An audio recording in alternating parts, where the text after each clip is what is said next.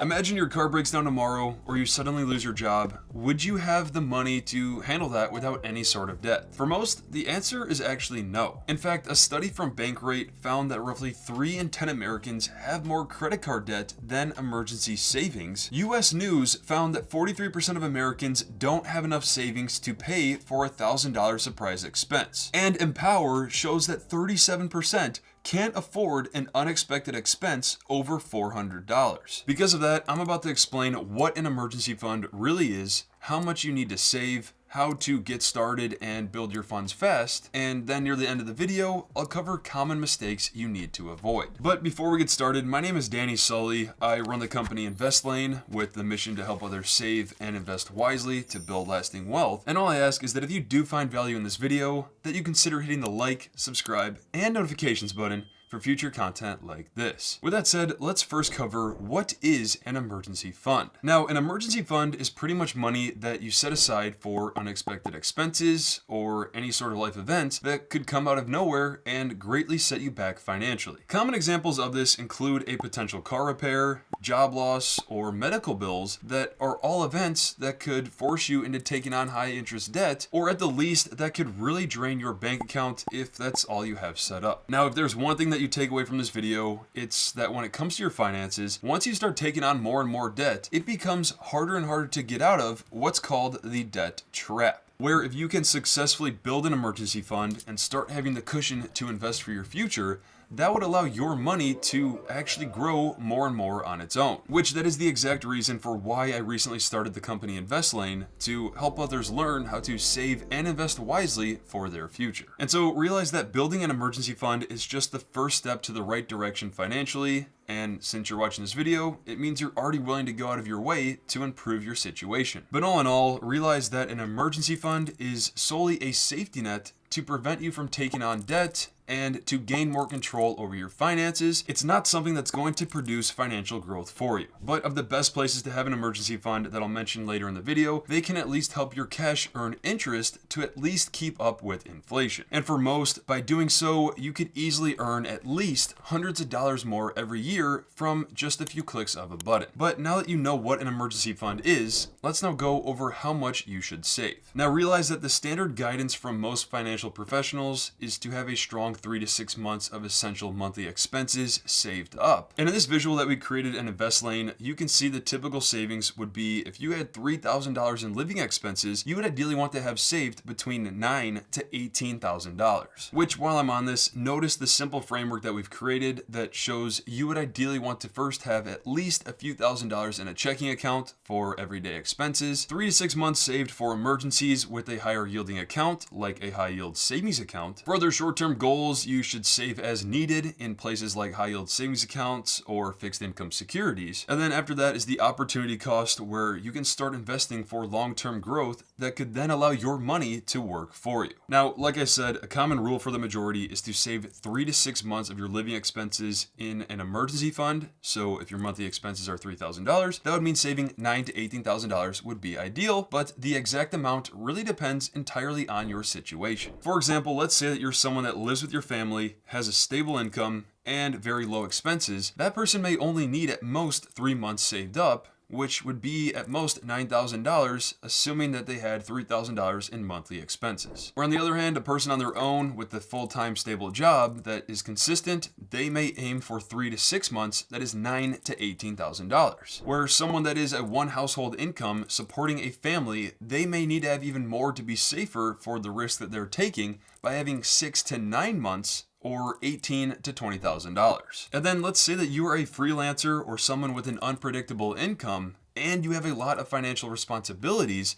You would be in a much riskier situation and may ideally want 9 to 12 months, which is $27,000 to $36,000 for extra security. Now, because everyone's situations are different, but that 3 to 6 months is the general guideline, here's a visual that shows what 3 and 6 months savings would look like for an emergency fund depending on your income. So let's say that you have $1,500 in monthly expenses. You should aim to have at least between $4,500 to $9,000 saved up. And while it is best to build this up as soon as you can, remember that you don't have to do it all within a couple of months. Now, from there, let's just say that you're in the position where you have to slowly do this and you want to build it up over the next 2 years. You would need to save at least $188 per month in order to reach that 3-month mark. And if you do $375 per month, you would reach the 6 months of savings after 2 years. And because the sooner you start, the better, also know that I'm going to be going over tips shortly that could really help you build your emergency fund faster. But another example here is, let's say that you have $4,500 in monthly expenses. You would ideally want $13,500 to $27,000 saved up, and to be built in 2 years, that would be equivalent to $563 per month, and that would be up to $1,125 per month in order to reach the 6-month mark. And then let's say that you have $7,500 in monthly expenses, maybe for a combined household. A recommended emergency fund would be $22,500 to $45,000, and to build that up, it would take you $938 per month to reach that in 2 years, or to get that up to the 6-month mark, you would need to save $1,875 per month for the next 2 years. Now, to figure this out on your own, I would really suggest looking at what your essential monthly expenses are that you need to cover at the minimum, and then from there, determine how many months you may want saved up depending on your current situation and risk. And then if you need to build this up slowly, subtract the amount of months by the ideal amount that you would need to save monthly at the minimum. Which, not to mention, but depending on where you put this money, it could also start to earn money for you that could at least keep up with inflation. But speaking of that, let's now go over how to get started. Now, when it comes to an emergency fund, realize that the most important thing first is that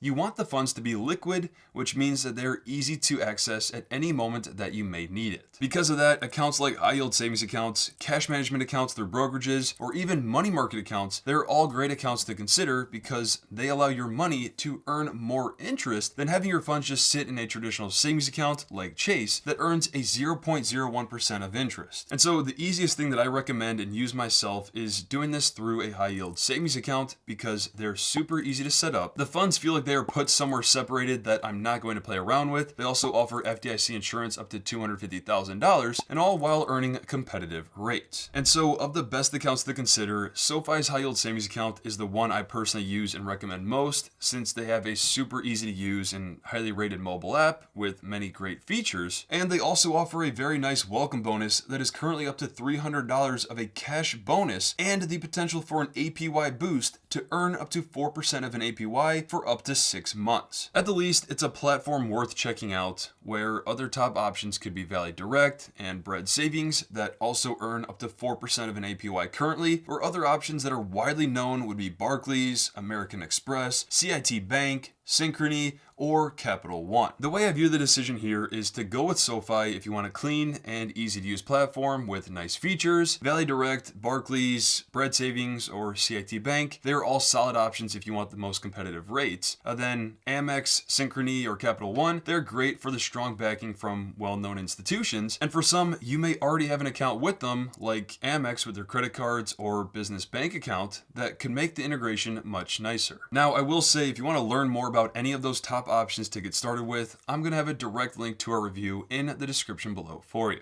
But knowing that, let's now go over how to build your emergency fund faster. Now, the first tip here that could really help you get things rolling is if you put away any unexpected money that you receive suddenly. This includes things like tax refunds, work bonuses, or potential gifts that you get, and for some, that alone could quickly allow you to boost your savings to be enough. Aside from that, another simple way to grow your emergency fund faster is by temporarily cutting back on unnecessary spending. This might be that you eat out less, cancel unused subscriptions, or limit impulsive wants that you know you don't need, where even reducing your spending by $100 to $200 per month, it doesn't have to be exact, but any cutting back can have a huge difference over time. But aside from that, another tip is to instead or also increase your income, and even if that's temporarily, just picking up a few extra hours of work, or freelancing on the side, selling unused items that are in your house, or any other side hustle that you can think of that could benefit your finances down the road. For example, let's say that you earn $25 an hour for a side job that you do 4 hours per week, and let's just say that's on the weekend. That alone would give you another $100 per week, which is another $400 per month. And if you treat that solely to fund your emergency savings, you'll be in great shape before you know it. In fact, a platform like SoFi actually requires a direct deposit to earn their welcome bonus and higher yields. So if you plan to do a side gig like anything like Upwork, Uber,